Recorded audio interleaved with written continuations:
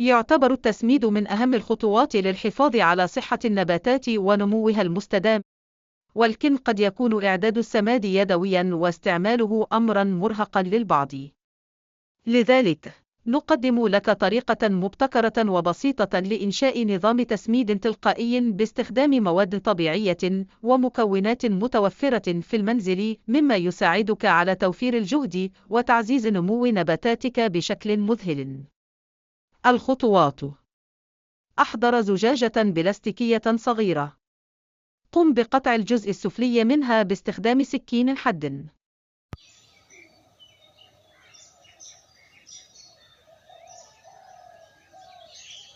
قم بعمل ثقب صغير في الغطاء، وعدة ثقوب صغيرة على جوانب الزجاجة لتسهيل تصريف الماء والسماد.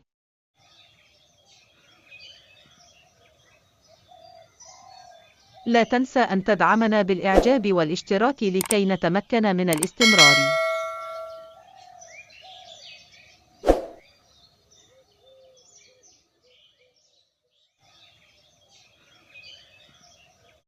إعداد الأصيص: اختر أصيصاً مزوداً بفتحات تصريف في قاعدته لضمان عدم تراكم الماء.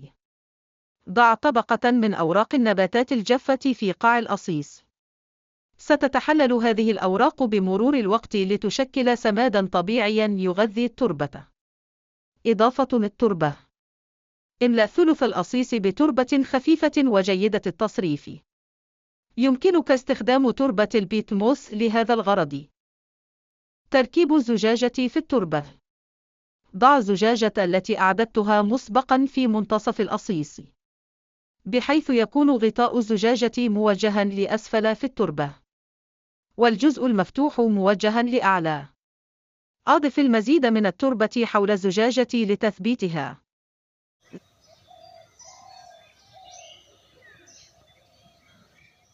لا تنسى أن تدعمنا بالإعجاب والاشتراك لكي نتمكن من الاستمرار.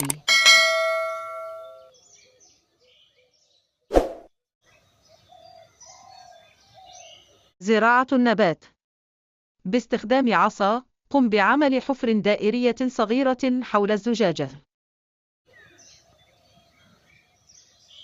اختر نباتاً جاهزاً للزراعة، وهنا تم استخدام النعناع الذي تم تجذيره مسبقاً بالماء.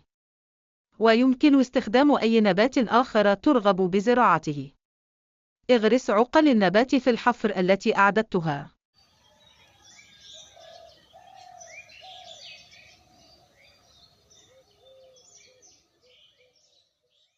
بحيث تكون كل عقلة في حفرة منفردة. وهكذا كرر الخطوات حتى تنتهي من كل العوق المراد زراعتها. ثم قم بتغطيتها بالتربة برفق.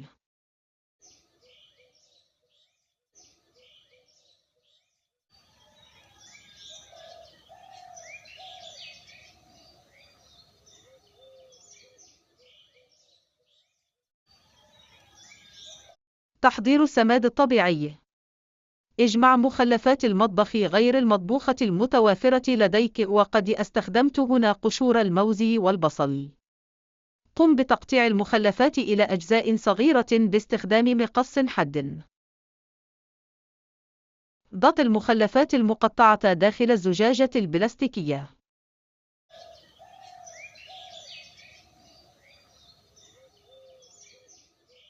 صب الماء داخل الزجاجة ببطء. سيبدأ الماء بالتسرب تدريجياً عبر الثقوب إلى التربة، حاملاً معه العناصر الغذائية المتحللة من المخلفات. استمر في إضافة الماء إلى الزجاجة عند الحاجة.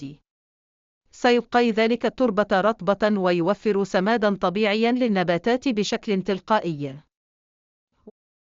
لاحظ أن نباتاتك تنمو بسرعة وازدهار بفضل العناصر الغذائية التي يتم توفيرها باستمرار بطريقة تلقائية.